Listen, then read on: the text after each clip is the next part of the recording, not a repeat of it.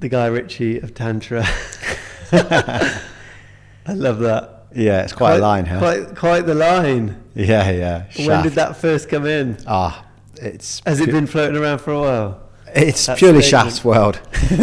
He's got another one who's the Gandalf of Tantra as well, a brother Shiva. So really? I think it's just you were sharing around, the bit of a street value. So there's a bit of a street value, and also marrying the kind of neo-tantra with humanness and groundedness. So I think it's those two worlds, that dichotomy that's being mixed there. So he's tongue-in-cheek saying the Guy Ritchie of Tantra, yeah. So. Yeah, quite the director, the auteur. Yeah, well, I mean, a legend, Guy Ritchie. I absolutely love his movies, so I was like, sure. I'll embrace that one. Yeah, do my best. Amazing. So, who is Robbie Griffin? Like, when did this all start for you? When did the word Tantra first pop in, and how did the journey envelope? Because from a distance, I see you, and I'm like, wow, this guy's really created quite a life for himself. And this is all, like, of course, what I see on social media, and we've met a handful of times. First at Medicine a year ago, and since then I've wanted to have this conversation with you and invite you to talk about your work, talk about your life in this way. And I'd love to learn a lot more about you, and I'm sure so many people are so curious about you, because you seemingly have so much going on. You're here, there and everywhere. You have so many events, retreats. And how has that happened? How does one create that life for themselves? And are you living your dream, I guess, is the question. There's many questions there. Hey? Where to go? I am doing lots of events. I think I've done 15 events since May.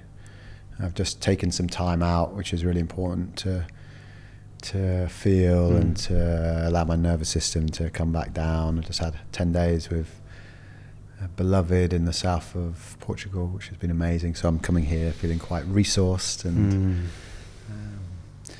you were like 24th words. Yeah, you've like, come on, I've like put it back. This date all the way down here, you're like, yeah, that's the one, just there. There's my space. I'll be able to breathe there. So thank you for your patience. Yeah, no, it works. And how did I get here? Wow, it's such a long story. But to give you a little synopsis. Yeah, what are some like real seminal moments of your journey? Yeah. Well, I definitely wasn't in this world. I wasn't brought up in a kind of conscious or spiritual household. It's quite the opposite. There was quite a lot of alcoholism and violence. So I spent, in hindsight, I can see a lot of my childhood actually not feeling very safe, and a lot of defenses and looking after myself. I became very independent from a young age because I didn't feel like my primary caretakers were there. I can see this in hindsight. At the time I was just surviving, which the blessing of that was that I became very focused, and there was lots of drive because I was trying to create security for myself. And I managed to amass some of the things that in the Western capitalistic, consumeristic world, successes. So I had the money in the bank, and I had like a property portfolio and a partner and a sports car and all these things that I thought was going to make me happy. And in hindsight, it's laughable, but it didn't make me happy. I wasn't content. I was striving for more. I was anxious about what I had and losing it. It was creating more problems. Did that feel quite normal at the time? Was it like your kind of baseline? Did you think it was normal until something happened, or did you feel this isn't right? The amassing external gratifications. Like having that portfolio, like being in that energy, I guess. I was blinker visioned, just like. So, although this success that I'd managed to accumulate, it came at a cost. Although if I thought this is what I wanted, it came at a cost of, one, I was really disconnected from myself, and I was disconnected from other people, from not feeling looked after or loved when I was young kind of shut down that part of me. Emotional intelligence was not modeled to me. My emotional vocabulary was very limited, normally reflecting on how intoxicated I was or wasn't. I was a product of my environment. I was also drinking, taking drugs, partying, thinking I was having a good time. Sometimes I was, and often taking it too far. And drinking or drugging to hide or avoid feeling. So it was, that was like one of my first awakenings, realizing that these external gratifications weren't going to fill me up. It wasn't going to allow me to feel content or happy, which was kind of a state that I was trying to achieve. And that was it. It was really about achieving. It was very directional and driven. So when this happened, well, when it happened, I would like got to this number which I wanted, and I got there and I was like, okay, fuck, what's going on? And then I thought, I'll double it and I'll try and get there. And I got there pretty quickly. And again, nothing had changed. This emptiness that was in my being was still there. And that's when I realized that no amount of this external gratification was going to make me happy. And it was an inside job. And I dug a deep hole avoiding that. So that was an wake up, and I really didn't know how to begin.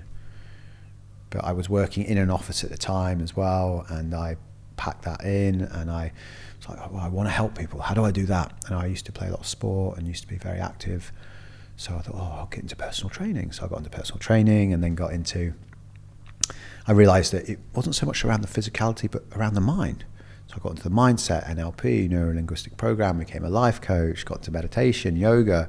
And then that brought me to a place when I was in relationship with someone and a longing to go deeper and not knowing how. So I got told around this Tantra event, and you know, straight away I was a bit of a geezer. I was like, okay, it looks a bit woo-woo that. So I spoke to my partner, and she's like, yeah, let's try this. And it was very soft and really beautiful, breathing, eye gazing, slowing down, feeling. Actually created a deeper intimacy.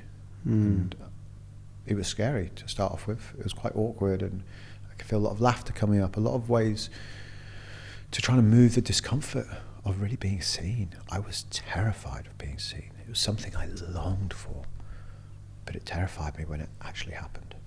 So you mentioned that longing to go deeper in the relationship. So that was that awareness was there, that kind of acknowledgement that you weren't going as deep as you wanted to. So what did that look like in that relationship, and that dynamic? Was like she calling you into like depth and you just couldn't go there, or would it make you too uncomfortable? Or because I think a lot of people might acknowledge that, but just not have the motivation to go and find the space or like go deeper. What was that kind of pull, and what was the, I guess, what was the way in? What was the reward, I guess, that you were kind of seeking? So how it looked was we were living together. We were kind of co-inhabiting a house, and we were both going off to work, and we'd come back together and we'd make meals and we'd do things with friends. So it just looked like any kind of normal relationship. And there was a deeper part of my soul that just knew there was more. And I didn't know how to do it or where to do it. So I needed some external support to show another way. And that's what it was. It was just like, oh, okay, you can do these quite simple exercises. But it's kind of like the first time I went to the gym, or first time I did meditation, or first time I did any of these newer kind of practices that are actually deeply nourishing for me on either physical, mental, or spiritual level. There was resistance. My ego is like, no, I kind of like my life the way it is, or it's easier like this to not change. So it does take that courage to go past that precipice of change and lean it in. And what it gave us was vulnerability. And I was terrified of vulnerability. I can see that now. From my childhood growing up, I saw vulnerability as weakness. and I'd do anything that I could to avoid the weakness. And now I see how much strength it takes to really show myself. It's easier, although more painful long term, to not show myself, to show how I want to be perceived, show the mask, or show my shiny parts where I'm really feel like I'm great, but not show anything that doesn't show who I am. And I've come to realize that people don't fall in love with my perfection, they fall in love with my imperfections. And that's what my gifts are here for. This childhood that I had, that I struggled with, where I felt disconnected, where I didn't feel safe, where it created a lot of independence, is actually the very gift that why my soul chose this vessel with my parents in my socioeconomic environment and growing up. So I can lean into these wounds because that's where my wisdom is. It's right next to those wounds. And I see some of the greatest leaders that I know out there are so attuned to their wounds because that's where their wisdom lives. That's where their greatness is. That's where each and every one of our genius is. So for me, on my journey, feeling so disconnected from myself and from others, I mean, on the outside world, it looked like great. You know, I was kind of at the center of the parties and I was playing the game, doing the thing. But actually it was killing my soul. A big piece is friendship circles. Yeah. How was that? Because again, I think the relatability of like, longing, knowing there's more, really wanting to kind of go there, but like, it's very comfortable being the party guy, the person in the social group who has the identity and everyone relates to him in a certain way or her. And like that piece around my friendship circles, do they have to change? Do they? So the universe, I believe we live in a friendly universe, and the universe was on my side on this one. It didn't feel like it at the time, but I was aware that, you know, I was at the center. I was often the corrupter of a lot of my friends as well. So, you know, I feel like I have a great influence in the world now, which is maybe doing good, if we're going to go good and bad, or at least impacting people in a positive way. Whereas there, I had a big influence then, and it wasn't necessarily positive. But I wasn't doing it from a malicious place. It was my own ignorance, my own believing that the partying and the playing was serving in some way. We're having fun, this is connection, because that's all I knew. And when I started to see another way, it was very hard to break those circles, both my own internal circuit and my external circuit of friends.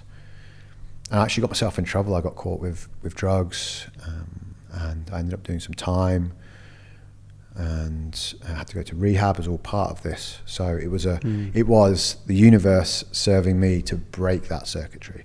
And I was done with it. I wanted out. I was looking for another way. I'd done so many things to kind of break that circuit, and it was still a part in me that couldn't quite let go. It was deeply ingrained. So so that was a circuit breaker. I actually got caught in another city, and got taken away from society. You know, that was the depths of. How long did you get prison for? I got about a 4-year stretch, and I served just under a year inside, and then I did about 7 months in rehab, and I was on bail for a while, and then I was. Then I served about a year and a half outside as well. So how does it feel speaking about it now? I mean, it's one of the most challenging experiences of my life, for sure. Like the despair of having everything cut off and being inside it's you know, some people will say, oh, it's amazing, you get your 3 meals, and maybe if that's, and some people it is amazing for them, the life that they're living out there and the upbringing they've had and the struggles that they've had, it is actually solid for them. And maybe they're in the depths of their drug addiction and they don't have solid meals, they don't have routine, they don't have a roof over their head, they don't know what's going on for them. And I also imagine there's some level of ego to protect, because it's fucking painful to be cut off from the people you love and the life you're living. It was for me anyway. I was living a great life and we got taken away.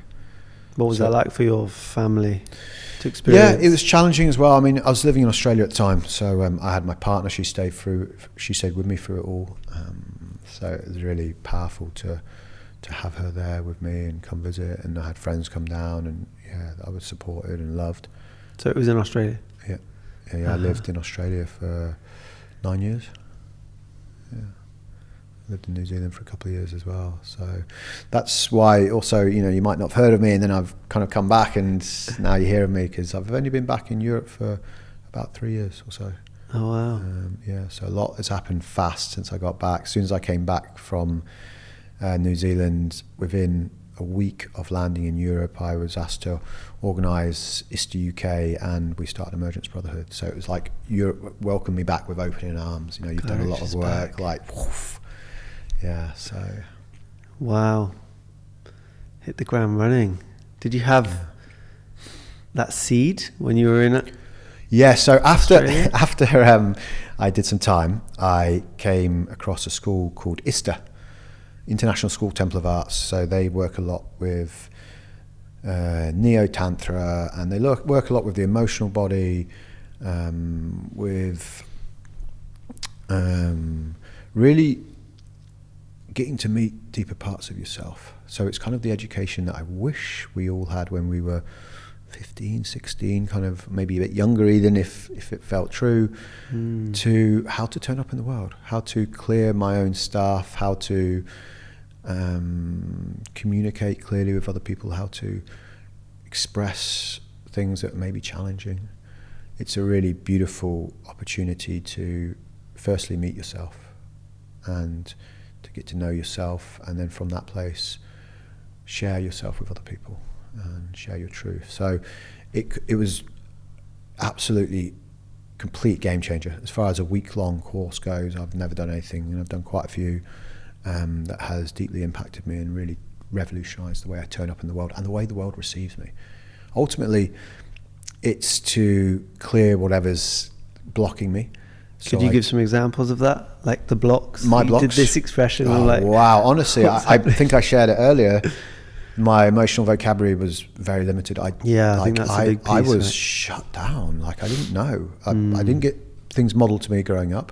So there was lots of alcohol growing up, and I spent some time in the rooms, AA and NA, and they say your emotional intelligence pauses when your addiction starts. And if you're born into an alcoholic household, then you do the maths. It's quite, So it's also part of Al-Anon, which is friends and family of alcoholics, or friends and family of addicts. So do you think that's because you just stop listening to those voices which are speaking to you, and the sensations, the emotions that are trying to communicate all the time, and they're trying to send signals your way, and you kind of silence them out and you numb them, so that stops. Beautiful. And then it just stops the conversation happening, I guess. Yeah. So when I was in the rehab, it took me, especially with it built up ego and all my protection, because I was sharing some of my experiences, and they're like, wow, that's child abuse. I was like, yeah, but it's fun, they were having a laugh, and this is all the stuff that I got brought up to. My ego protected me and kind of justified it. And there's exactly Al-Anon, justifying other people's actions to continue to support them is the intention. But I was a child, I knew no different. There's pictures of me when I'm very young, with alcohol, cigarettes and stuff like that. So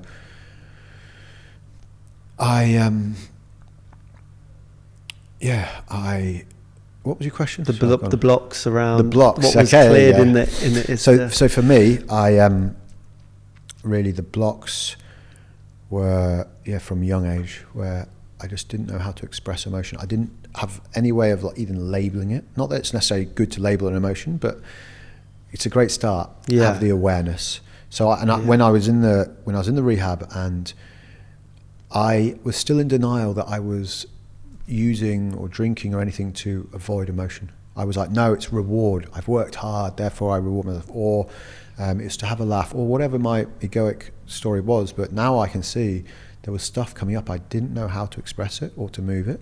So therefore I would drink, and then maybe this other character would come out, and I'd be this being that I should want it to be, where I could express myself. And I was the life and soul, and I was a poet, and I was a musician. I was all these things when I had a drink. Before that I'd be kind of timid and quiet or focused, head down, not so relational. And suddenly this other character would pop out, with this Dutch courage of alcohol or drugs. So very much unattuned to sensations in my body, avoiding them, and without the capacity to express them. So you knew me 10 years ago, you wouldn't. I think we get on. Yeah. I mean, I think it sounds quite similar to my journey as well, and just noticing where my mind goes when I hear you speak around partying and drugs and alcohol, and what sober Chris would have been like in those environments. And I would have been in freeze. I would have been in disassociation and just complete anxiety of like trying to fit in, not knowing who I am in a social situation. Alcohol was an amazing conduit for presence. That the voice in my head went away. The sensations in my body disappeared, so I could actually just be unapologetically me, and then I just created from that, and it was great. But who would I have been if that was not the case, if I'd have just shown up without substances to do that? And it's so interesting to view life in that way, because I think if the truth was told, we would all come to the conclusion that those things are masking. They are providing some sort of shortcut to a feeling or a connection. Shortcut to connection, really. But is it real if it's done in that way, you know? Yeah, I really relate to that. I didn't know what social anxiety was when I was drinking back then, really. I didn't have the labels. I didn't have any kind of psychological or understanding of myself or any interpersonal possibilities of labeling of things like that. So I think I was very anxious. I think I was also triggered consistently. Every time I felt a trigger, I'd or do whatever else I was doing. But and that was just pushing it down. Yeah. Just like exactly how you're saying. It's just like, oh wow, okay, something doesn't feel good. I'm not even realizing it, but someone has looked at me funny. It's amazing to realize that how reactive I was. I knew no better. So there is a deep understanding and compassion for my younger self, and also it was miserably saving me until I knew another way. And sadly, I've got lots of brothers out there who haven't found another way and are either in dire straits with their mental health or they've taken their own lives. It breaks my heart when I think there's not spaces for people to be able to express themselves, to feel safe enough to bring themselves forward. Which is a large percentage of men just in this country, and people that I speak to, what I see, what I witness. You can see the dynamics and the energies playing out.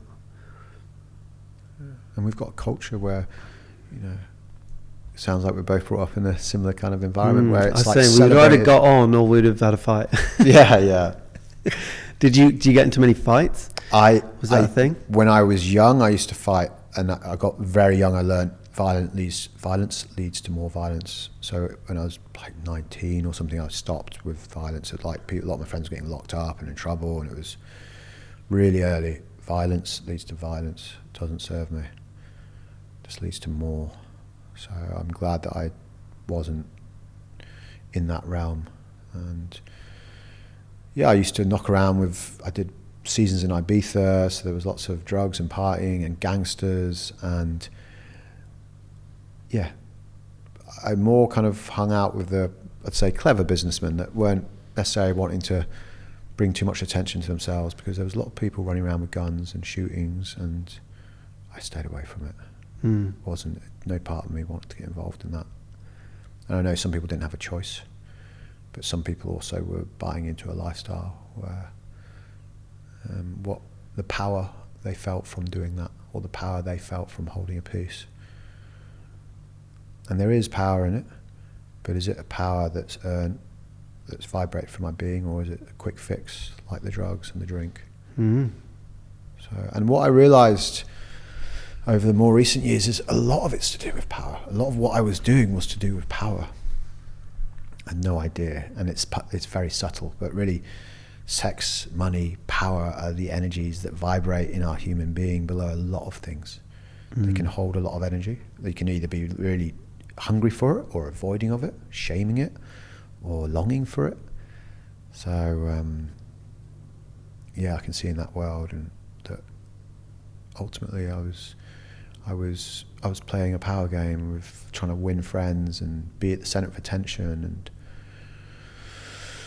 yeah, but doing it unconsciously and doing it through maybe less healthy habits.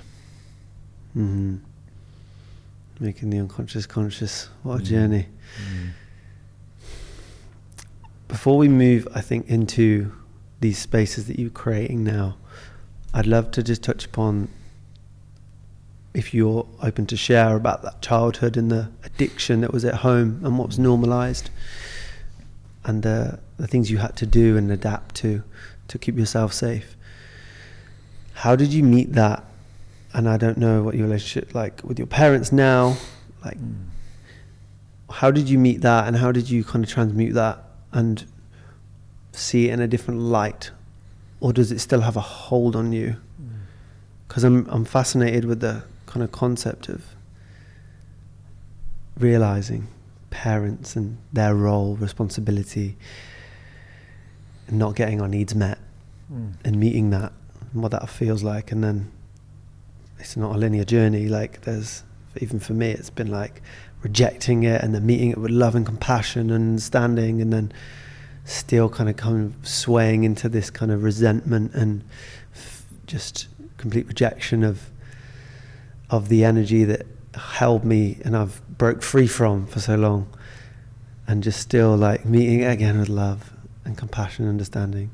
So what's that been like with you, and like meeting the parents that maybe caused you harm?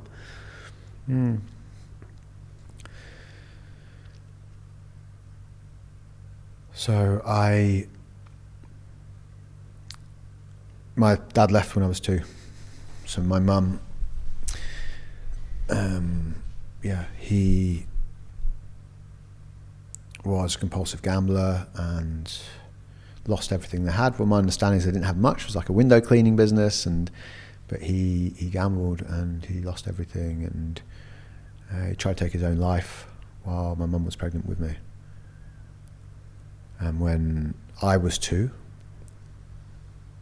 she got away from him, and he left, and he went off to Malta, Gibraltar, Spain. And I only met him for the first time about 6 years ago. So I got brought up by a stepdad who was an amazing being. He was very different though, you can tell when it's your own gene pool and when they're not. And he was very intelligent and a bit older, and he was very stern when I was young as well, kind of very, he's Second World War baby, so he got brought up in a very different environment from what we did. The blessings of our childhood, not having to go through war, be in the war. Obviously our parents have been through it, so there's a repercussion, so I feel like I was kind of left alone a lot. That was this is all in hindsight. Obviously during the experience I was just like a receptor and just doing my best. But I can see now with the work I've done that there was some emotional neglect. They were disconnected from themselves. They've had the same experience growing up.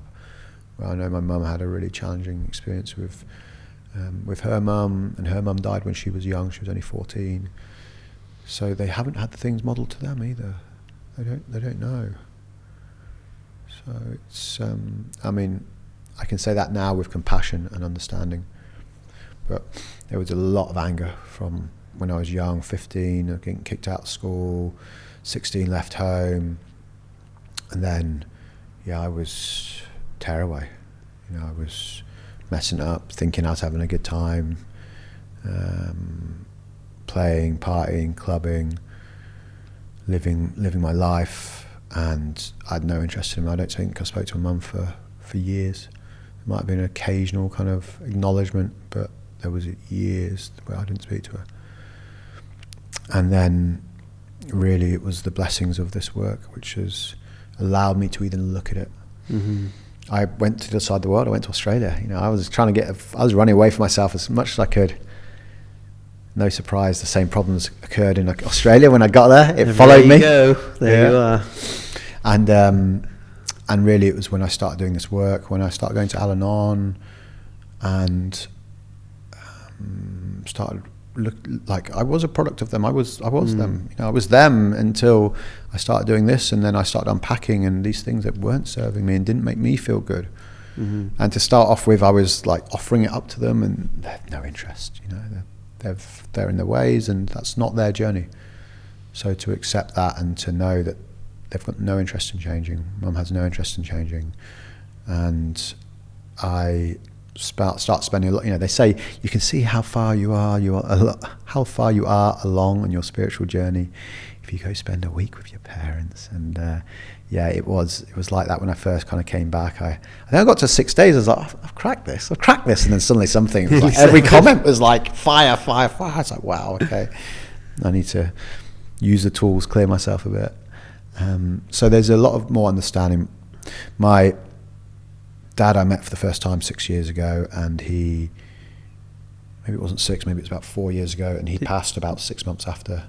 Oh wow. Go on. So was that the intention for seeing him because you knew that was happening? No, I had no idea. The intention for seeing him was, when I was growing up, there was lots of guards and protectors that came up. People were like, oh, where's your dad? I was like, I don't know, to start off with. And then it was like, where's your dad? I was like, I don't know. And if he cares about me, he'd find me. It's not my job to find him. And all this kind of guarded response. Again, doing my best. And then my sister had kids and has another child, and she wanted to know where her father was, because she's 8 years older than me. So she was 10 when he left. So he had a lot more impact on her than myself. I was 2, and she found him, and turns out that he lost his memory. So he was also a boxer. He lost his memory. He was found in Malta, I believe.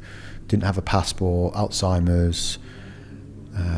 So when I went to meet him, I was like, first time meeting my dad, and I was like 30 years old or 32 or something, and 34, I'm not good with timelines.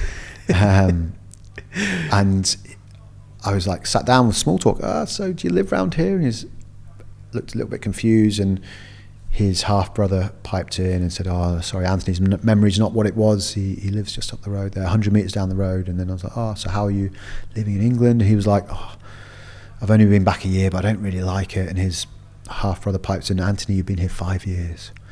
So trying to have a conversation with the man who has no memory, no idea of his life is challenging. And I wasn't well skilled in how to speak to someone in that position. And I came as holding my little boy as well, with like, wow, I've got all these questions. Who are you? I'm here. I'm available. I want to meet you. And but meeting an empty shell, effectively. He didn't have any memories, but I'm really glad that I found the courage and moved through enough of my shit to be able to meet him that day, and especially with him passing 6 months later.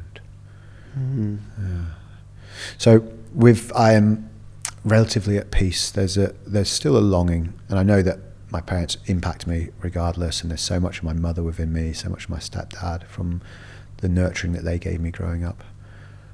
So there's no part of me one part was trying to do exactly the opposite of them, and now I'm just catching those moments where I can hear my own mother in the things I'm saying or the actions I'm doing, and just holding compassion for that place, understanding. What work would you say you've done around that, finding acceptance of what the journey your dad went on? I would assume that you've done work on that kind of wheel severance, really, which is generations old. It's been happening for time and time again. His father died when he was 2. My father left when I was 2. It's the patterns, and in a deeply personal heart, it's heartbreaking. The part of me that's like, it's not fair as well. I can feel my little boy like would long to have had a father available physically, emotionally, to nurture me, to guide me, to give me support, to shower love, and it wasn't my reality. So to find my own inner father as well, and to give myself those pieces, and I now have a lot of men around me as well where I get to hold that for a lot of other men. And sometimes it's an archetype and a projection that I don't want to hold, especially when the anger of what's from their experience comes through, and it's something I'm willing to do as well. And then a lot of the time it's a beautiful energy to hold and to feel that, and to be able to support someone to shine and see them and fan their flames and challenge them as well in a healthy way, you know, like to support them to grow, and giving that hand out as well, as opposed to just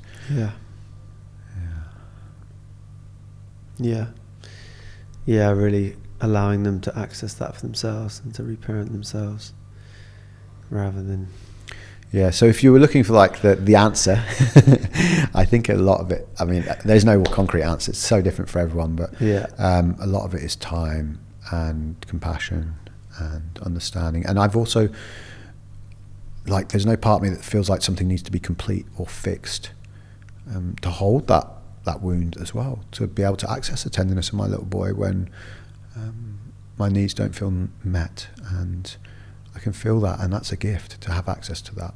It's not just about the joy and the jubilation of this human experience. For me, the going into the darkness, there's so much growth and healing there. If I can bring some light to that, to unravel my shadow, to bring consciousness to those unconscious parts, to allow them to feel safe to be part of me as well, that's a huge gift.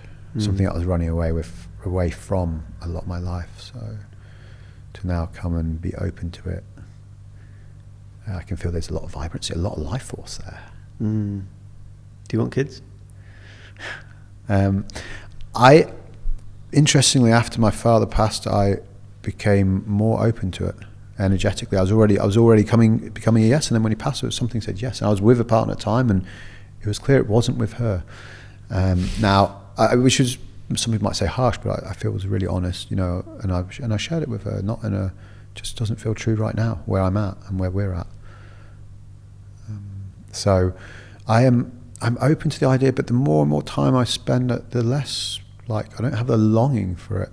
And maybe if my circumstances change, you know, I find someone and I'm head over heels and it's like, yes, this is what we want, then I'm open to it. I'm open to how life wants to serve me, but there's not a directional piece driving me towards that, which is not a medicine festival and all the kids are running around and the families. I mean, that is like, I'm just like, wow, imagine being here with the family. That would just be so special. A lot of people that I know, a lot of people I know love their kids and love aspects of parenting, and a lot of them are saying that, you know, really, you've got to really want this, because the sacrifice you have to make, and I know it'll be the deepest medicine I ever received, this capacity for unconditional love. And feel like I'm on a mission, and I'm making beautiful impact to many lives, and that might be enough for me to feel that without having to have my own. And there's plenty of kids in the world, and sure, I think I would enjoy it. I think I would enjoy most of it. You know, the sleepless nights. I definitely would be a challenge. That morning routine's gonna take all those. You know, I realise how selfish my life is once I have someone else that has to be the primary care. Yes and no, because what you just said makes so much sense. Like it could be the ultimate selfless situation of like choosing consciously no, like and it's happening, of course, more and more because people are recognizing where we're at in culture, in society, and just understanding, well, how many of us are actually set up to cater to a family, to really nourish and make sure that they have everything they need. And it's like, well, look how we live. We're quite isolated. We all live in these separate little boxes, and community is pretty, you know, scarce. It's there. Like, we're in great communities, but it's still, we all go home to our own homes, and it's still like a little micro expression of something that actually is maybe what I feel is more needed, which is like real, like families around families, and that shared responsibility. That excites me and makes most sense. It's like, how much can I get there before having kids? Because if I don't, it's going to come at a big cost to my lifestyle, to my work, to my relationship. It's I love what you're sharing there. This living in a community space, so it's not a 2.4 children, a single family unit, but a space where there's other kids growing up at the same time, and there's other parents that can be like parents to your children, and there's this community energy which gives you a bit more space and a bit more time, and also it's how it used to happen, coming up as a community, so they can learn from different flavors of masculinity and femininity. And they ain't going to school. Huh? They ain't going to school. Wow, that's another pillar, isn't it? Of like, I see it a lot, like most probably listeners of the podcast, it's like grappling with that. Is it serving them? Is it not? Like, how much does it come at a detriment to this and the greater family of structure of just feels such 2 days a week, just send them off.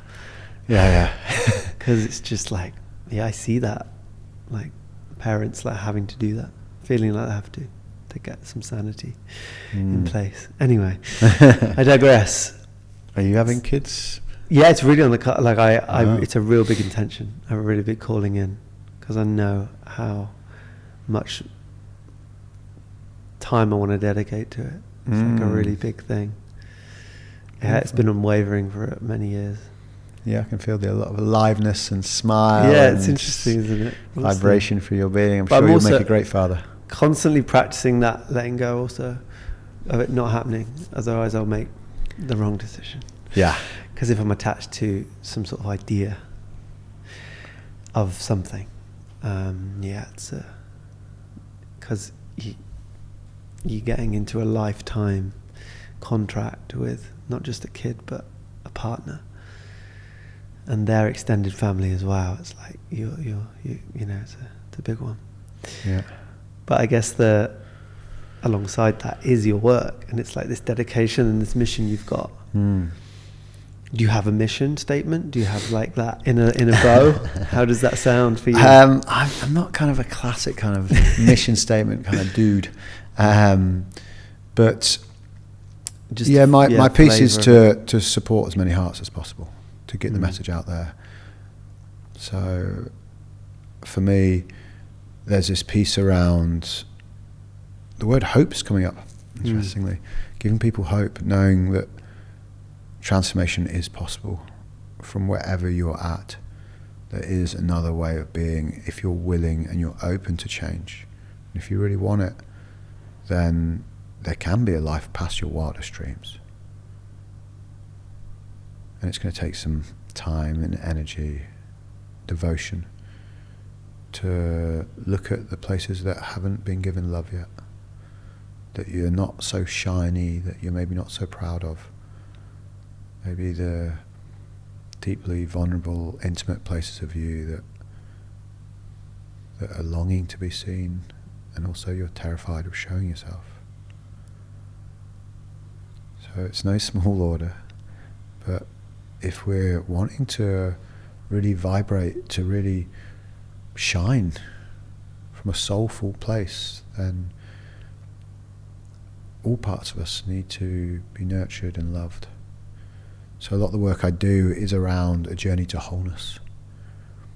I'm working with Emergence Brotherhood right now, and at the heart of what we're offering is wholeness. A lot of the men's work out there focus around masculinity and becoming more masculine, and it's so important, and that's an aspect of what we do. And we also work with femininity, we work with soul purpose, we work with sexuality, we work with money, because some parts get left behind, or it's a bit edgy, we're not going to look at that. well, that's where all your energy is going to be held. You know, there's so much like in the shadow here. So we long to bring everything to the light, to bring it up, to bring it into the space. We work a lot with the inner child. We work a lot with the emotional body. We work a lot with conflict, not physically, but more, we call it dark love. So actually speaking our truth to people, delivering our truth. It's either like, brother, this is what's getting in the way of you shining, and the intention of supporting them, not to like sink them, not to like, oh yeah, you could do this better, but it's like, oh wow, brother, like here, if you can work through this piece, then more of you can come alive. Or what's between us? What's the piece between us which is getting in the way of me being able to love you more? So that's what I mean by dark love. A lot of people conflict, they get the boxing gloves on, which is great as well, because I think physicality is so important. But we like, because that's what a real brother is to me. A real friend is someone who will say when there's something out with me, like call me back in and be, hey bro, like, because that takes courage. You know, a lot of people can pat you back and, you know, support you, water you, shine you, but like to really say, oh, wow, there's something that's not quite on here, bro. Like, so we work with lots of different, and we frame this up to call it into our culture, because this is what it's not intended as a week-long peak experience, but the seed for civilization change. Oof. Yeah. So we have a week-long initiation journey. We then have a 5-month mentorship journey for the brothers that want to get this work out there, because the brothers that come, we're like, take it out there, bring it to the world, share it. There's no like, this is ours.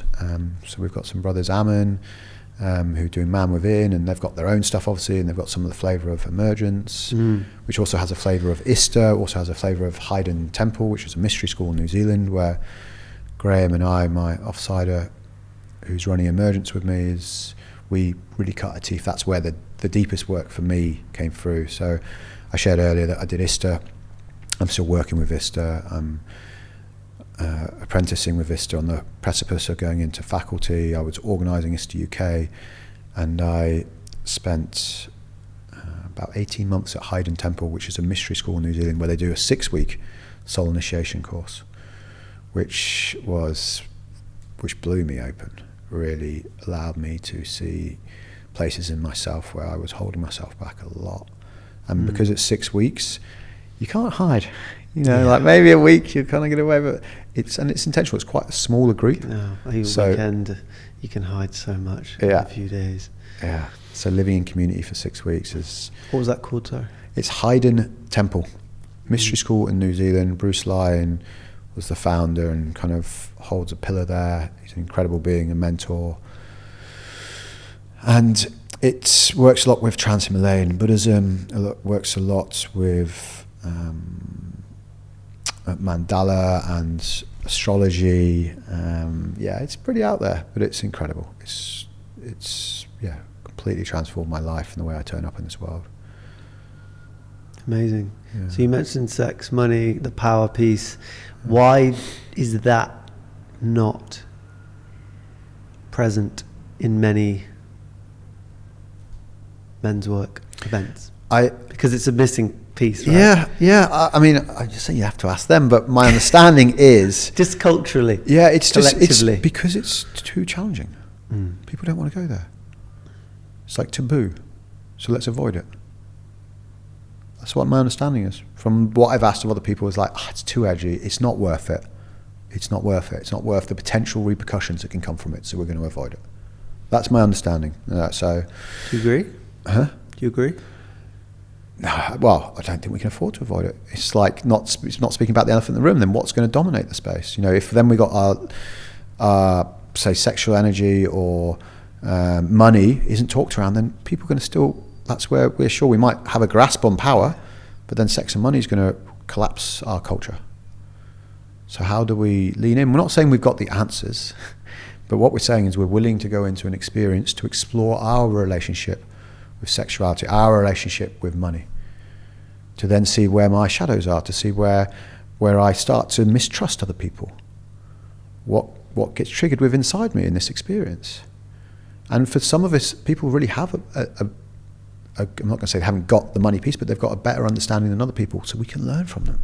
Instead of like not talking about it and then everyone kind of carries on however their relationship is, it's like, let's let the people that may be shining, like, or have a decent understanding of it, let them like share what they've got to share, or learn from them, rather than just not talking about it, pretending it's not there. Or maybe bring it into mixed sex containers, which is great. And it's great because a lot of, for me, the men that come to these containers often are really willing to do the work. I work a lot in mixed sex containers, and there's like a little bonus that people might be able to get laid out of it, or they might be able to find their relationship out of it, which is great. And that's also, you know, whatever your motivation is, often that's people's motivation. They get there and they get, oh wow, this is a lot deeper than I expected, and they're in. Whatever we need to do to get them in there, and they're willing to go on their deep work.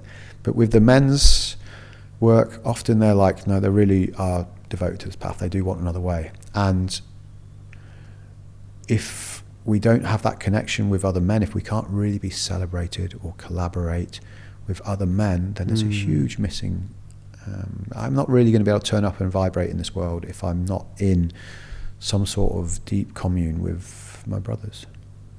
Yeah, the competition narrative, and I guess it's the psychology of us and how we've been conditioned to think around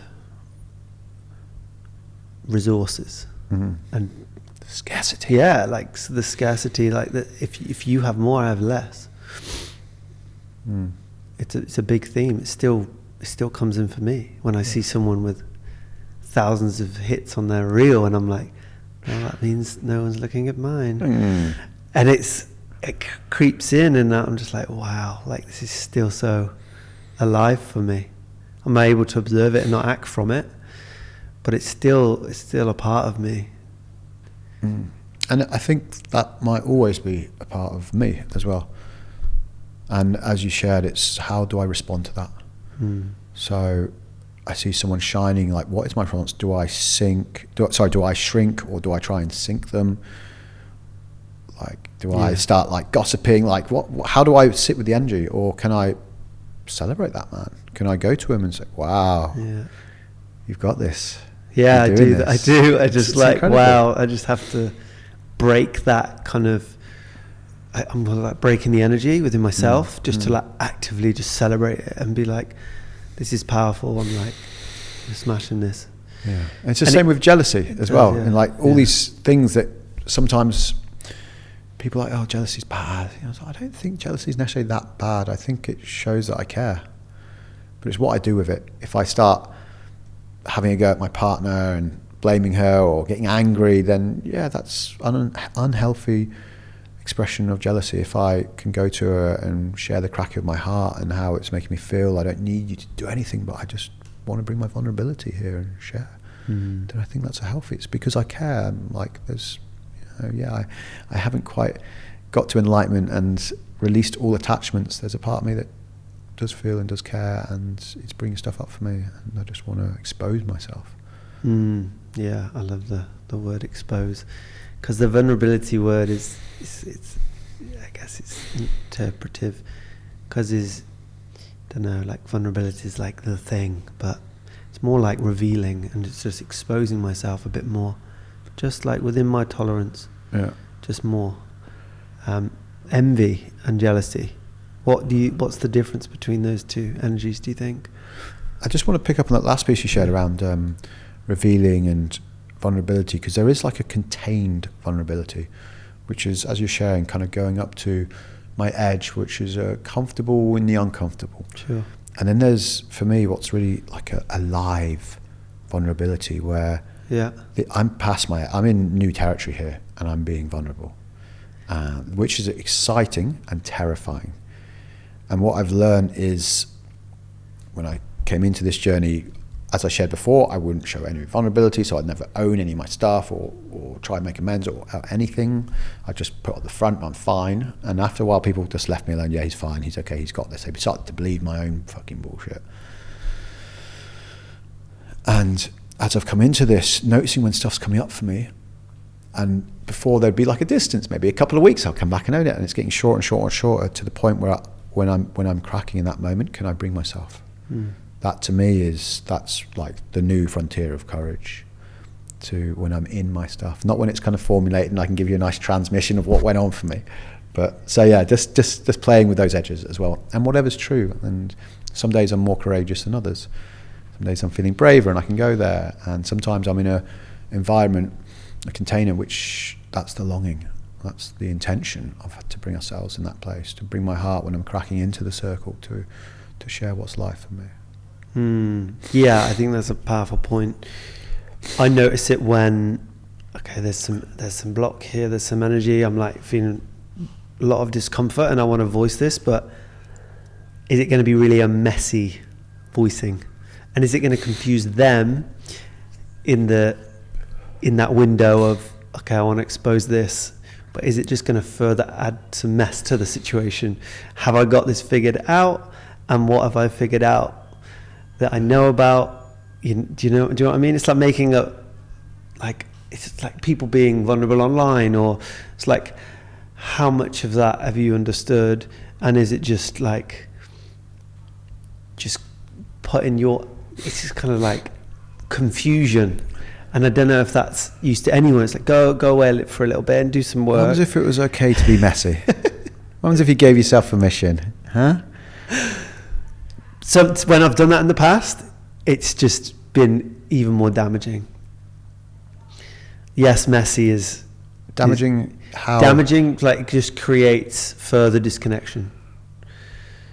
Yeah, it's really important the person you're meeting, if they can't access their own messy and not willing to go there themselves, then they're going to judge your messy. Sure, that's what it does. It rocks the boat. So it like creates like, okay, this is feeling just confusing for me, and then I'll say something and they won't know what I mean, and I'm trying to explain, and then it would just be like, okay, I need to just rein it in and just think a little bit, maybe go away. Sometimes that's true. Sometimes that's true. That's what I'm trying to bring in, this kind of like, it's not like as simple in the moment to just, okay, I want to respond, I want to reveal. I guess also it matters where we're coming from. If it's coming from a mental concept where it needs to be clear, sure. But if it's actually the cracking of my heart and emotion, then that's a different level. That's a different facet of vulnerability. So that of the cracking of my heart doesn't often even need words. Like, people will feel me if I'm cracking without needing to. Some people might be, but what's going on? And I need to, but really, maybe don't have access to this area of vulnerability. And neither's better. They're just different. And it's, I guess, when it comes to emotional intelligence, it's being able to flex different muscles, so to speak, different facets of your being to be able to be vulnerable. Yeah. And I know that for me, I wouldn't have shown tears or anything, and my vulnerability before would have been very mind kind of analytical, which is beautiful as well. Yeah, it's important to be able to communicate in those ways and to be understood through language. Language is a huge part. It's like one of the biggest, really. Yes, a body's felt, but like when you resonate in language, is like, it's the expression of your body, really. And when that lands for people, when like the intention behind your words are felt. Yeah. Well, it's interesting because if you look at some statistics, and they're going to be different than where you're sourcing it from, but 85% of communication often comes through the body. Then you've got tonality, and then you've got the actual words. So it's supposed to be the smallest percentage out of the three. So I'm hearing you, and what's our developmental edge? If I'm good at giving mental vulnerability, then if I'm really trying to land deeper parts of my soul, then maybe I need to go to the messy.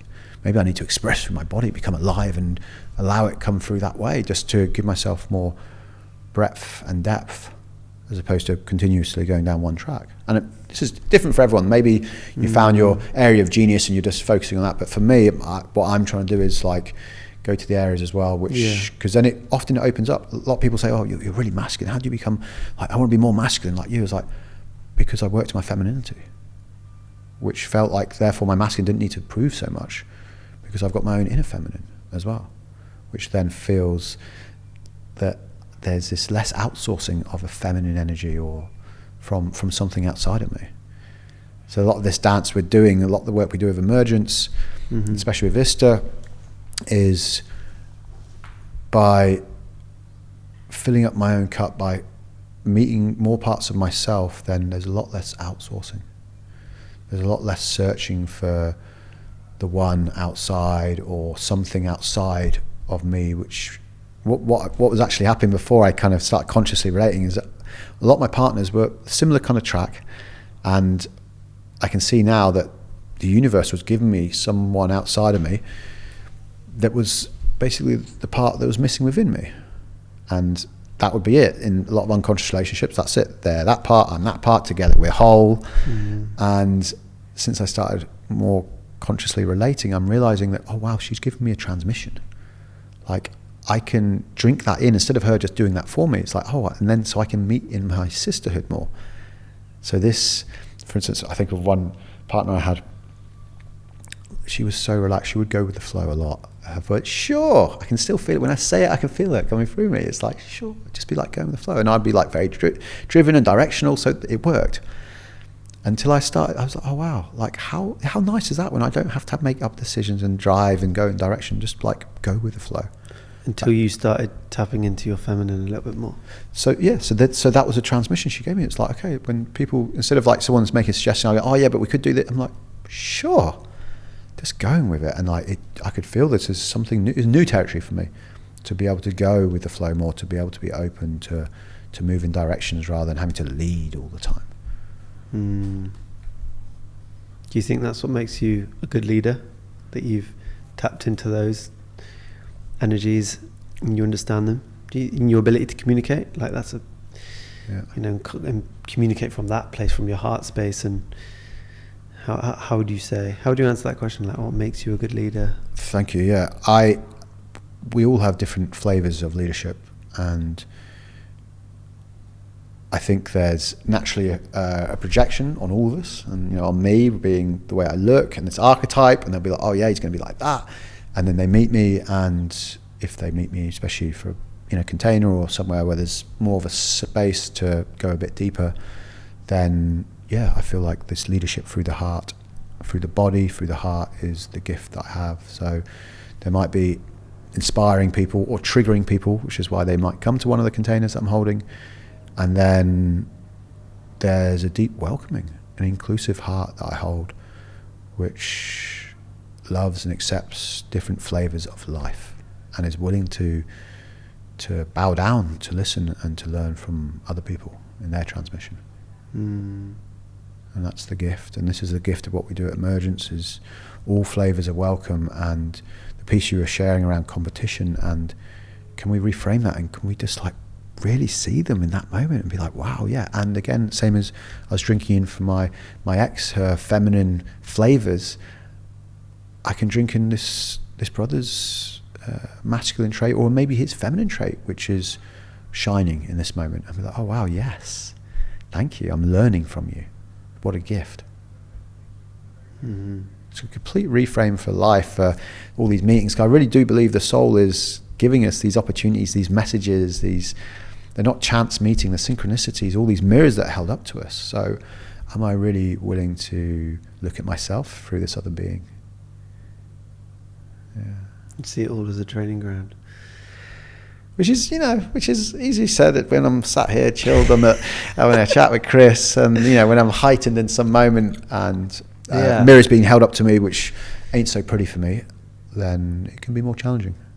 And just by continuously treading this path and expanding the capacity of my nervous system to regulate and to come back to a centered place and be willing to see that mirror is the journey. Really, it's the longing of my heart to open more and to understand more, to be more understanding. Yeah, it's beautiful, man. You are a beautiful man. See that? Yeah, thank you. I wanted to have this conversation, for over a year, and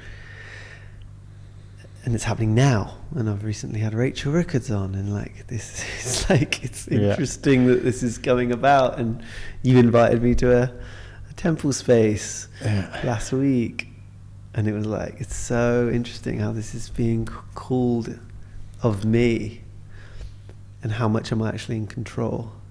versus how timing seems to shape my reality. It's going to happen. You know, I've, for instance, myself with expanding my business, I've got several people working for us now, and I've got this kind of, you know, some, you can say soul shine or personality trait, however you want to call it, where I've worked all the way through every aspect of what my business holds.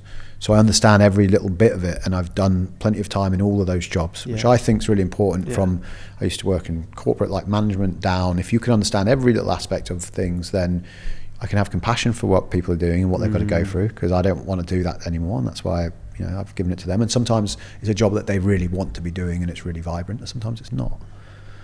It's important to have those little pieces, the cogs in the bigger picture. So I appreciate them, and it's important. And also, as I say, it's a friendly universe. At some point, I couldn't oversee every aspect of my business anymore, so I have to step back. It wasn't through my gracefully letting go. It was like, I'm too busy to see everything. So this is what it took. And now I can trust more. I'm like, okay, now I've let go and they've done fine. It's like a letting go, a delegating, trusting more. And even if they do it 80% as well as what I could do, then that's amazing. Just like, that's fine, because then I can put my energy somewhere else. Something I want to be doing, something that can support the shine of my being or the expansion of my being, rather than getting stuck on doing my admin in certain places because I can't quite let go or trust other people, or they can't do it as well as me, and all these other stories I had. So it's a friendly universe. The soul will guide you when it's time to let go of things, and hopefully it doesn't take the getting locked up or the the brick or the juggernaut hitting you, just the little feathers, when we get a little tickle, oh, maybe this is a direction to go to, maybe these people inviting you to temples is there for a reason, you can resist and you choose your life, and or maybe one day you'll come, but this choice is yours. Absolutely, it is. Let's talk a little bit more about the temple. Sure. How long have you been running the event? The event in London I've been running for just over a year, but really it's a culture that came from Ista and Haydn Temple. I mean, it's called a temple. So it's called the temple training in Haydn, and really it's around bringing ritual and these experiences into our daily lives. That's what the temple training is about. It's not like, okay, we're going off to a temple and then we're going to go back to our daily lives. It's like, how do we land this culture where we go into deep union together, where we can expose deeper parts of our soul, find our edges, and be in an environment where people will support us to crack through them. We'll have a loving community, heart-centered community, where people can really see where maybe their conditioning or societal pressures are holding them back from their true expression and vibrancy. So a lot of it is excavating. It's like, okay, what's my relationship with love? What's my relationship with myself? What's my relationship with interpersonal connections? What's getting in the way of deepening my connection with myself, others? And that's what I spent many years doing, is like meeting all these edges of, and I was like, after 4 years, I was like, is this ever going to end? Is it just, I'm just going to be going through the swampy waters and just continuously learning about more wounds and scars and triggers and limiting beliefs. And after a while, not long after that, around that I think it was around that mark, I was like, suddenly something shifted in my being, and the way I was turning up I felt very differently. I wasn't being held back by those same limiting beliefs. Manumission is like freedom from slavery, and I didn't even realize I was enslaved. So by going to the temple spaces, you have an opportunity to connect yourself, and then you're in a group of other people where conscious sexuality, sacred sexuality is celebrated and welcomed. So some people like jump into a story and what is it, and they think sex parties and orgies, and really to me it's a place of healing, first and foremost. Intentional there's absolutely no pressure to do anything. You can come and you can stand in the corner the whole time and just witness if you want to. So some people are like, I might have to do something with someone, but really it's not. You can. Do you have an agreement though that there is some element of like minimum requirement to kind of, there's some like participation, like presence, even like, or I mean, it's rare, I'm just saying this out loud just so people also are like, oh, okay, I don't have to do anything. Because once you come there, you're often like, oh, this is fine. Of course I'll do this, and like, of course I'll stand there. It's like, it's a lot of it. I guess that might put people off, because if some people are coming and just standing in the corner, they might feel like, okay, I will want to say disclaimer. I've never had anyone stand in the corner. Face the wall, please. Yeah. Just like, if you're going to do it, spin around. Don't watch us. No, I mean, there is a resourcing area where people do just go and sit, and they're like, okay, I'm tired or I'm full in this moment. And they'll go sit on the sofa and they can just sit with there. The discomfort of what it feels like. Yeah, maybe. So really there's spaces where we come in and there'll be some guiding. So the ones I'm running in London are 6 hours, and for 6 hours. 6 hours, yeah. So it's and about 4 hours of that is 3.5 hours of that is guided, where I'll take us on a series of different experiences to meet deeper parts within yourself and meet deeper parts within other people, potentially. It's up to you. And then there's couples that come and they stay together for the whole experience. But a lot of it's fun and open-hearted and just different ways of connecting. It's kind of like when I first went to the first Tantra event with my partner, when it was breathing and mantras and meditation and kind of very gentle eye gazing. And there's also playfulness, aliveness. And as I say, to start off with, I've had some people come to a lot of temples, like a lot of them, and it's so beautiful to see the transformation that's happened in their beings. From being very shy, not really being able to look at people so easily, to being willing to be naked in front of people, and they're like, I never thought I'd ever be able to, it's like, it's just crazy because of the conditioning of what I got brought up with. My relationship with sexuality was very shamed, shut down, behind closed doors. Like marriage, like that's what people do, you settle down and that's that. So that was what I got brought up in my, in our English heritage. Finding a porno in the wardrobe and never speaking about it, and it's very limiting.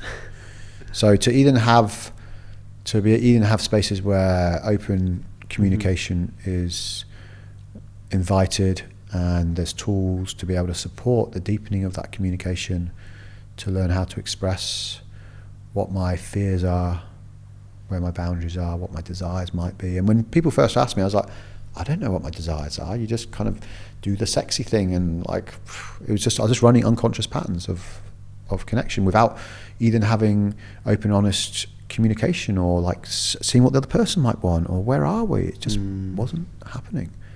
And I believe that's out there for most of people's relating.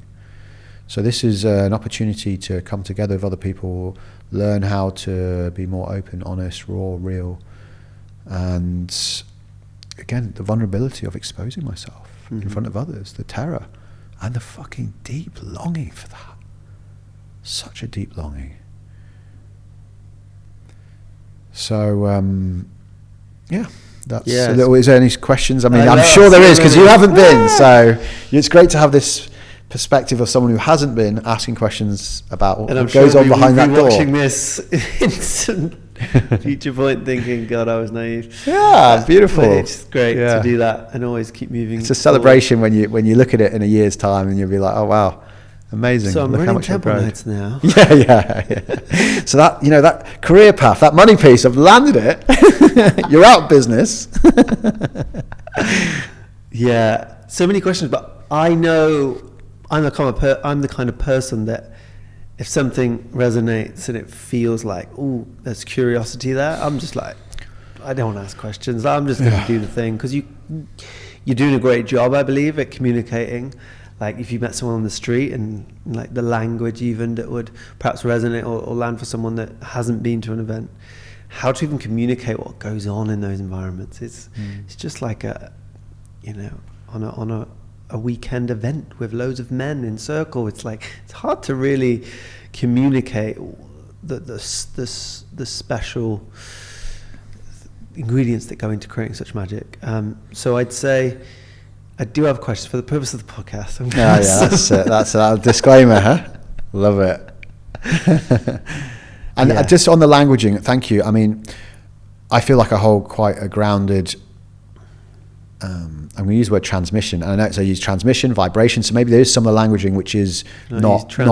Do you want to use that? Well, I give quite a grounded experience, or I give a grounded kind of teachings, I guess is another way of saying it. Yeah. But when I say transmission, it means more through the body rather than like my mind's teaching you. It's like I'm doing it. I'm being the thing rather than talking about it, teaching it. But so I do feel like I can invite quite a wide range of people into the spaces, and there is a huge diversity of people coming in there, which really excites me, because there's some people that have been coming back and there's some people that have been coming from before, from years. This is a culture of people. It's kind of becoming more mainstream. And yes, I celebrate them when they deepen into community and there's more beings they get to meet from that place. But the ones that excite me the most are the new people. And the people that are really willing, and their breakthroughs, they walk into the space and be like, oh my God, like I'm kind of terrified and excited and jealous of like how people are so free and open, and this is not my experience, and there's another way of being. And I'm like, oh yes, like touches me. You go at your own speed. There's no pressure to do anything. Sit there, allow it to come into your cells and to feel that, and to like see how it comes up against a lot of the experiences and conditioning that you've had in life, and slowly allow that to melt, to know that there's another way of being. There's another way, another culture that we can co-create. And this is my longing, to get out to more and more people, so it becomes the norm. And we're having these conversations. It's not like, I've got to have the conversation. It's like, are you open to having the chat? It's like the chat. Yeah, okay. I'm really interested in like potentially connecting deeper with you and more. Are you open to this? And then having the conversation. And then if we don't meet, it's okay, cool, thank you. I'm glad we didn't start to like try and go into some sort of engagement, and then it got clunky and awkward, and then now we don't speak. It's like just laying it down on the table up front, which I used to avoid doing because I thought it might ruin the mystery, or I might actually get rejected. That was my ultimate fear. I can make out all this other stuff, but I was scared of owning my truth in case you said no. Then how would I feel? Then who would I be? Then my self-worth and all this spiral I used to go on. Whereas now I'm hearing you'll know, and it's a fuck yes to yourself. And I don't want to go into some sort of engagement if you're not really wanting to do it. But some people are people pleasers. Some people have culturally been programmed that they just kind of go along with things, and they kind of don't say no, and they regret things later. It happens. I've done it. I've caught myself doing that. And so to have this culture, to have this different way of being, and to bring it to London is the real gift. And there's other people offering temples as well, and they have a different resonance. They have a different frequency that they hold. So maybe people aren't resonating with me, but there's other opportunities of other people as well. Yeah, I'd love you to speak to some people that you highly regard in the space as well. So much came up though. Yeah, I could see you were like, stop talking so I can ask something. No, it's not so much that. It's just like the chipping away, and the like, just like sadness that comes up of elders in our lives that I can see the effects of quietening that voice and just silencing the fuck yes and the fuck no's, and just like the chipping away, what that does to the soul, and what that does to the spirit, what it does to the physical nature of us, and how it manifests in the body, of how we hold ourselves. Yeah, it's just the biggest piece, right? It's liberation to come into not just a temple space, but to any space, and just be fully yourself and fully expressive, and just communicate your truth. It is the thing, whether it's in a sexual space or not. It is that. As you spoke to us, we've talked mostly about precursor. Is there a precursor to come into an event that you would think is a good thing to do beforehand? Journaling, I don't know what it would look like, but like, is there some sort of thing you'd recommend as like a nice ingredient to go and do beforehand? Yeah. So there is a form that I send out. Because preparation is integration, right? It's official. Preparation is integration. I might use that one. Thank you. There is a form that goes out, so I do get a grasp of kind of people's level of experience. There's also I send out stuff around Betty Martins, who's an American psychotherapist, Wheel of Consent. So there's some information I send out to talk around stuff, and I also send out the RBDSM conversation, which is incredible conversation which Ista, amongst other fields, hold. So it's around relationships, boundaries, desires, sexual health, and meaning. So this is a great conversation to have when you're connecting with anyone. So if you go through these kind of points, and a lot, it's like things like sexual health, it's like, it's like, if we're not willing to talk about these things, then do I really want to connect with someone if they're not really to even have it, and if they haven't been tested with ever, or within a year, or within whatever, and how many partners they had since then, like, what actually am I engaging in here? And the meaning's a beautiful one around, what does this engagement mean? So you're asking relationship status, is there anyone else I need to know about? People's boundaries, what level of intimacy or time are we going to spend together? And desires, like, what is it actually wants to come through here? Maybe it's just eye gazing, deep heart connection, breathing together. Maybe there's something more sexual, but there's a whole plethora of experiences, a smorgasbord that's on the table if we're got the courage to be open and honest and upfront about what it really is. What does it mean in this moment? So those are some things that are sent out beforehand. It's great to. So I also have a WhatsApp group so people can reach out to each other. If someone needs support, they're available. They're always available to reach out to me beforehand.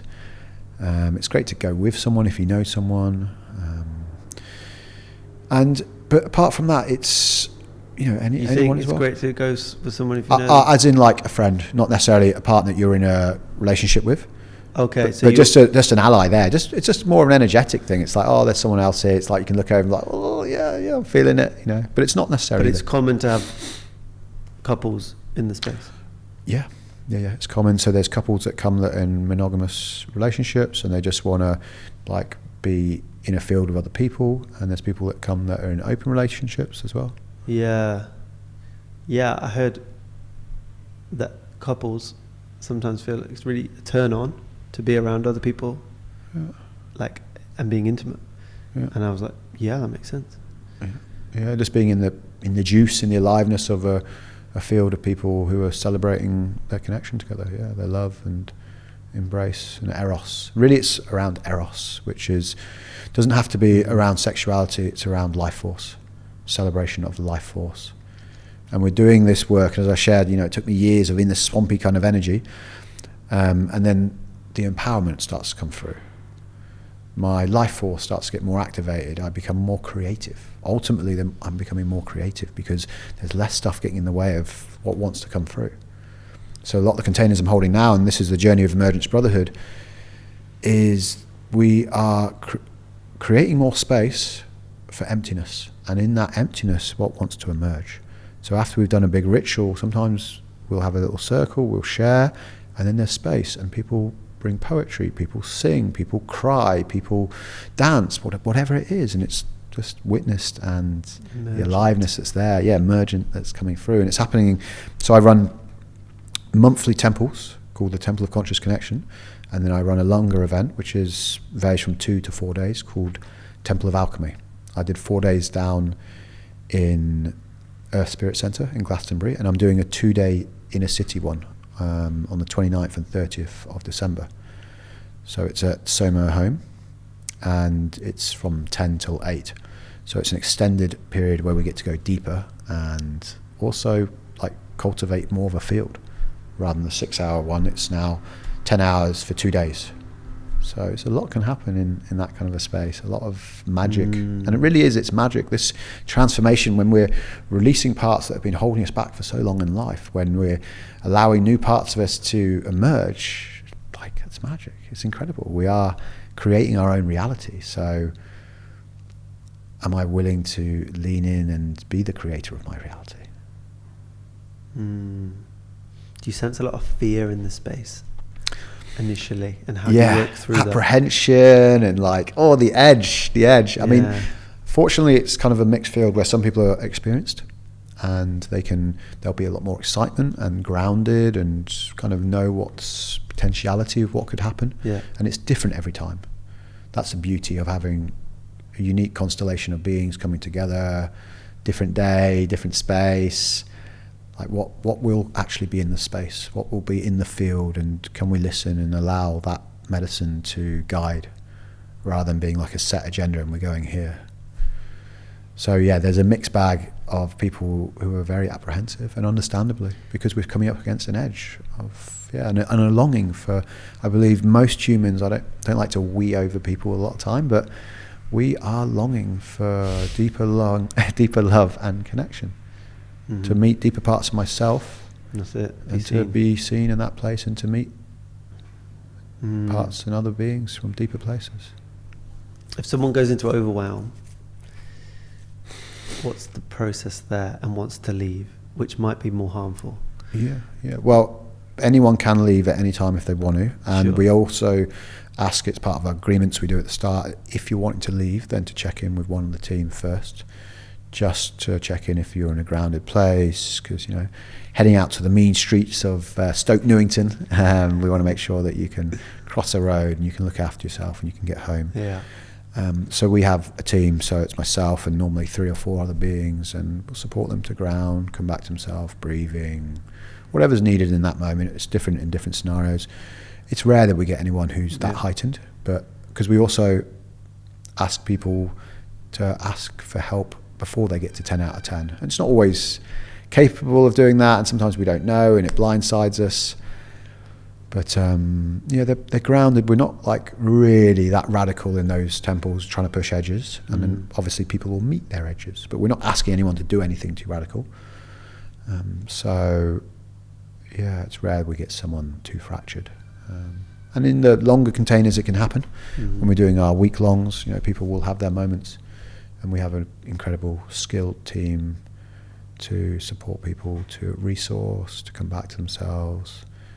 So, and often it's on those edges, those moments when we want to run, where the biggest breakthrough is about to happen. I know from my experience, the times when I've been like, eye on the door, ready to go, said to someone, I want to leave, and they're like, are you open to me putting my hand on your heart, or whatever it is? It's like, just like, oh yeah, my body, oh yeah, breathe, come back, ground, and allow whatever that was just to be nurtured.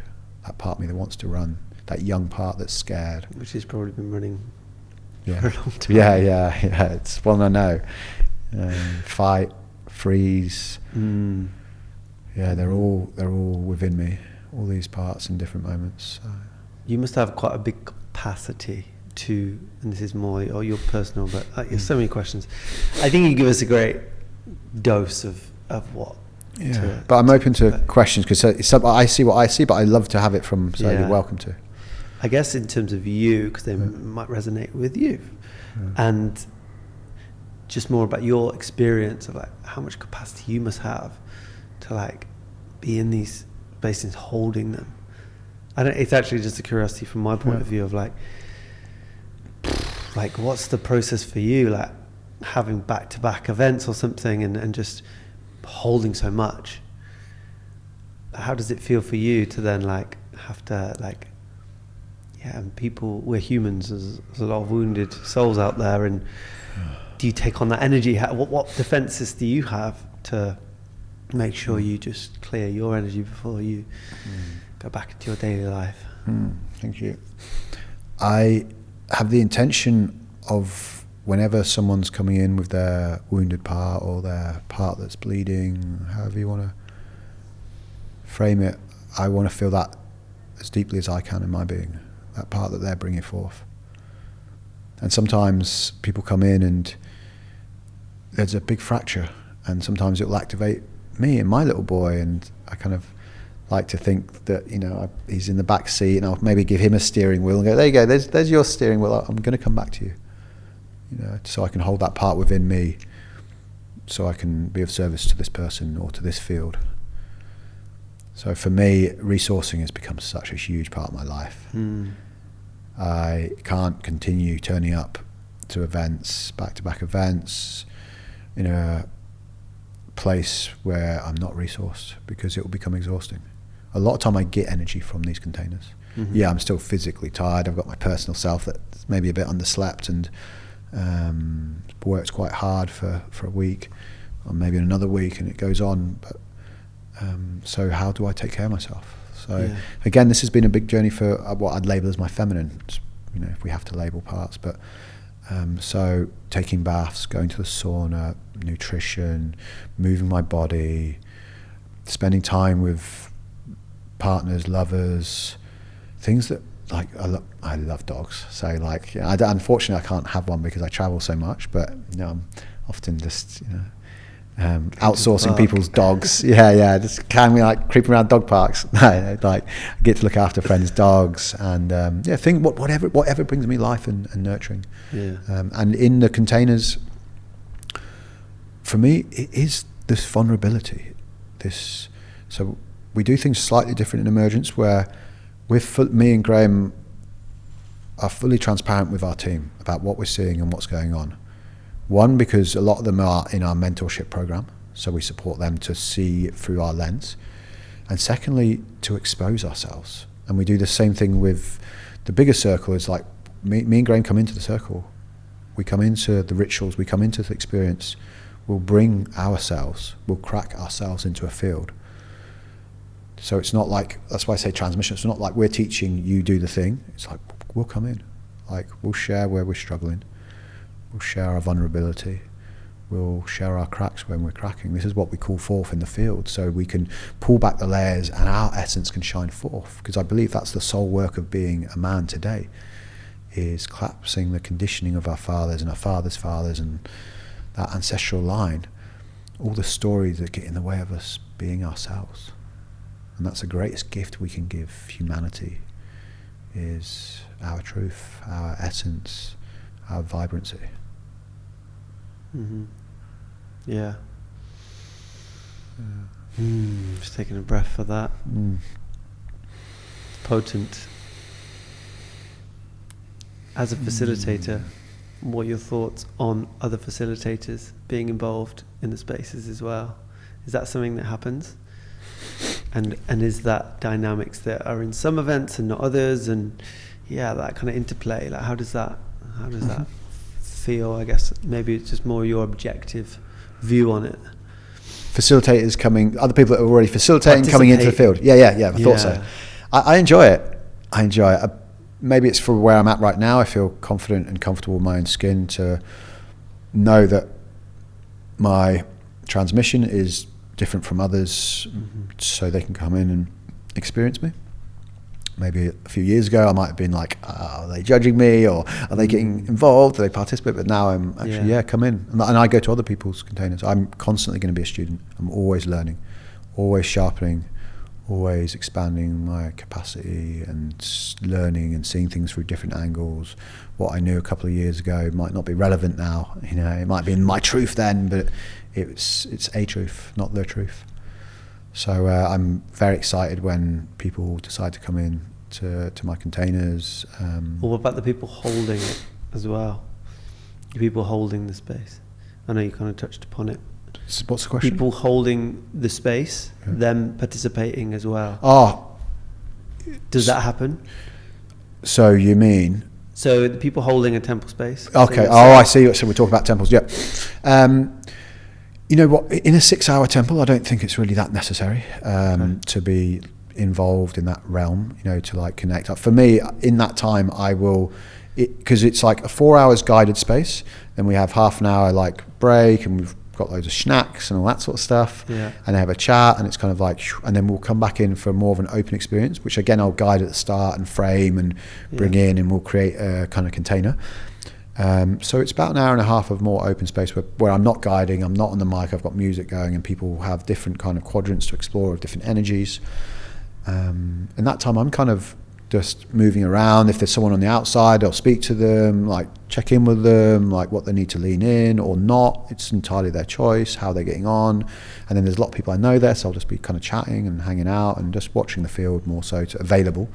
And I always have, I say, 3 or at least people supporting, and one of them will be supporting me. The other 2 are just they'll be in the field doing what they want, and then they'll come out and support. So it's kind of, I'm always holding, and then there's also someone supporting.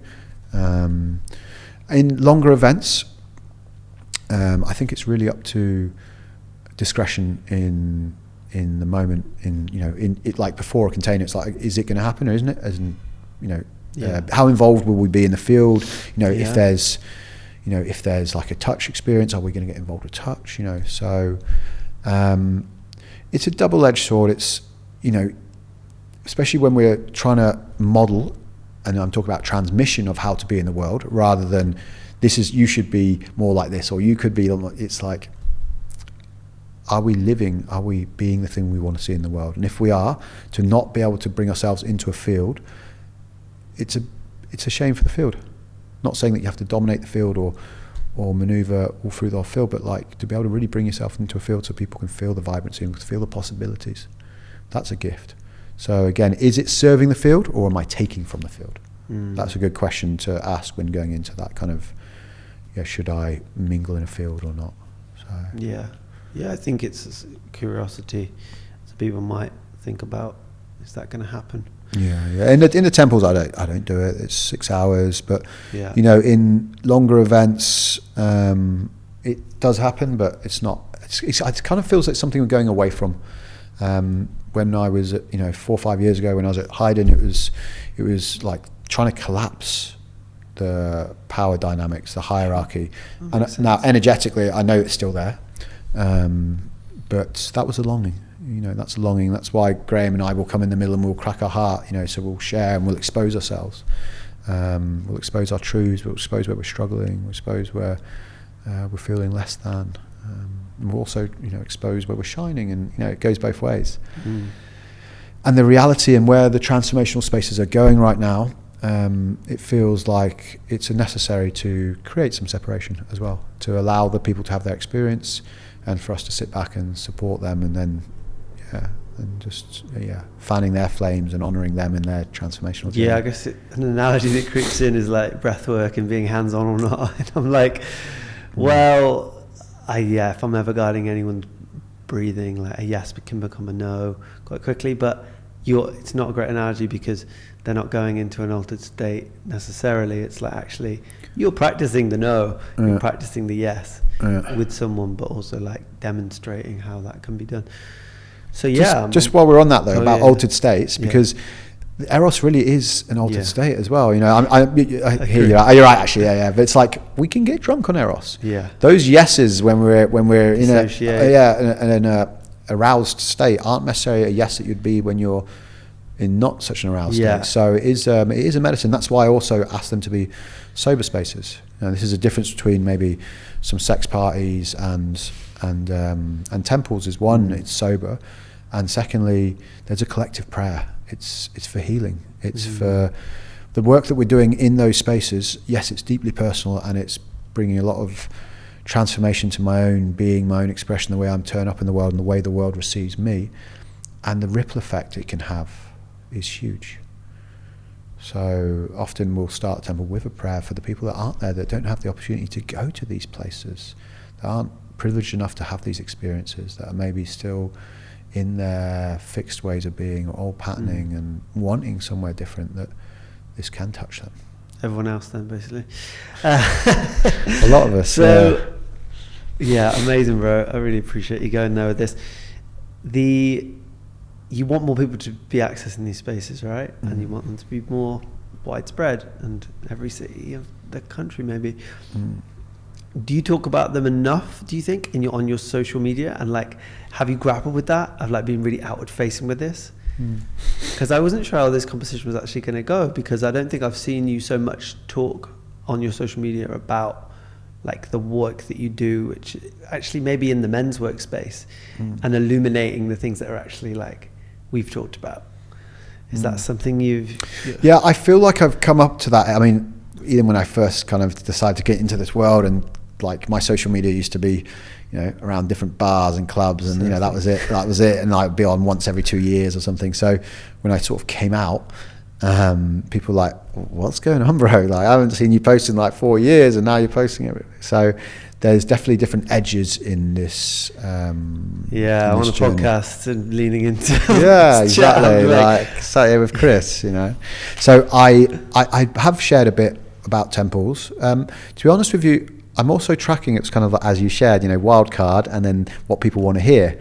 So they don't get great response, and doesn't mean I will never do them again. But I'm also kind of tracking what's Shadowbang's the thing, isn't it? Yeah, what's appealing.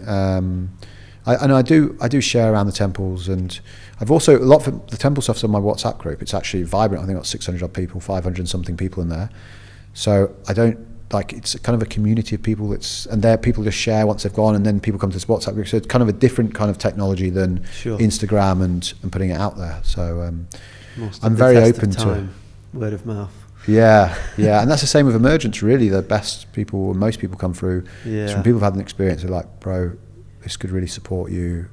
I've got this out of it, and I think it could really support you with this piece, or it's just going to change your life, you know. Yeah, I work full time for Instagram. They don't pay me. I feel like that sometimes, man. I don't know how many people are actually coming through that medium. Yeah, it just feels good to create sometimes, I think. So, yeah, but it is an edge, because people have their own beliefs around sexuality and relationships and love, and you know, this is something that everyone has a relationship with love. It's not like Menswork or soul initiation or purpose or whatever. There is, and we're deep feeling and relational beings. Mm-hmm. So some people have some really deeply ingrained beliefs around relationships and how they should be. So it really does meet some edges for some people, and some people aren't even aware that when they're really becoming quite resistant or aggressive almost in other people's, the way they want to be with their relationships. So it can really ruffle the feathers of people's beliefs, cores. Yeah. The judgment. I think that can be the biggest. Judge, jury. Fully out. Yeah. How's this going to look? What are people going to think? What are the neighbours going to say? It's the classic of like, there's one thing being a man and expressing your emotion, but as we know, that's shifting radically. But the sex is like, this next piece is like, what does it mean to explore myself in that way? It's like, it's even more radical. Yeah. Very And it can be, they say it's a path of spirituality within itself if you start to delve into different relationship styles, open relating. And I know when I first delved in, wow, so much stuff came up for me. I met parts of myself which I really judged as ugly when I first started to open, and my partner would connect with someone else. Like the stuff that came up me, the anger, the rage, this innate animal that was living within me, like claiming. And because who am I to judge love and how love wants to move in the world? And who am I to control? Is that really love? Like if I've, of course, but on these conditions. I'm like, ooh. So, and everyone's journey is different. But I noticed I met some real spiky parts myself. So I'm grateful to have met them, and stuff still comes up, but it's not 10 out of 10 like it used to be. It will come up and it's 2, 3, 4, and oh, okay, wow, this is coming back round for another look, another layer to peel back that onion, to meet a deeper part of the core of my being. So and this can be the final frontier for a lot of people. Sexuality on this journey, a lot of people can delve into different parts of their spiritual awakening, and then this piece is like, oh, but everything but that piece, please. It's like, you know. So for some people start here, but a lot of people, it's kind of the final frontier. Great. This has been special, bro. I really appreciate it. Thank you, brother. This conversation, yeah. Just you've provided a lot of just insights, and your own journey has been one of depth. I really see that from you. Is there anything that we've not covered that you want to speak to? Is there anything you want to bring in that you feel deserves some sort of light shining on it, or any prayers you want to offer to the world? You know, is there anything you want to speak to? Yeah, thank you. I guess for me, if anyone's out there listening and there's any curiosity, any part of them that feels a longing or any aliveness that came into their body when they heard around the Menswork, Emergence Brotherhood, or the temples, or Ista, then reach out, lean in, trusting there's a deeper part of your soul that is calling you towards that, and you can move at your own time, and you can come when you feel that your personality or this part that's holding you back is ready.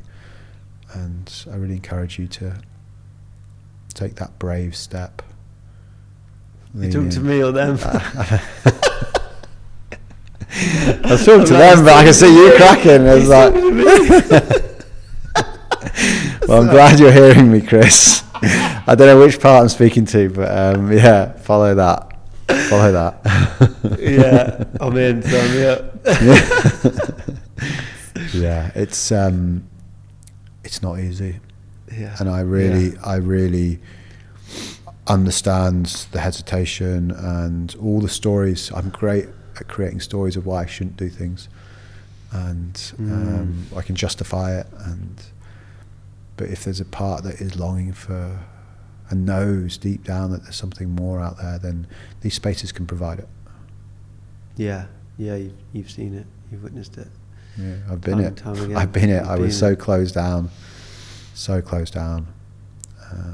and from the outside I looked functional and successful, but really there's a part of me that was dying on the inside. So I'm grateful to be on this path, and I still feel relatively infantile, and I know there's decades ahead of me, so it's exciting. Like, if this is what's happened so far, then the possibilities are endless, creating our own reality. What's next for you? What brings you excitement? What brings me excitement? I am flying to Montreal on the 5th, so I have Emergence Brotherhood in Montreal. I'm going to New York for the first time. I've never been there, so I'm just like getting a train down to New York. I've been wanting to go for years. Wow. And then I'm flying straight back in. I have a temple in London. Next day, fly to Portugal for Emergence Brotherhood. Then I have a temple day after that in Portugal. Then I'm back for New Year's 2-day temple in London. So that's my end of year.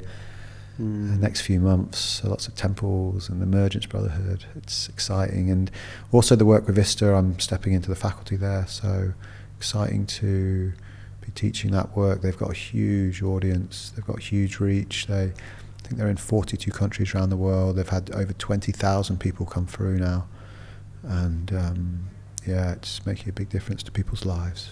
Yeah, I guess I've been hearing that there's been things in the Ista world that's been moving, and I don't know if there's anything you want to speak to around that. Yeah, there have been call outs, and I think that Ista's responded incredibly.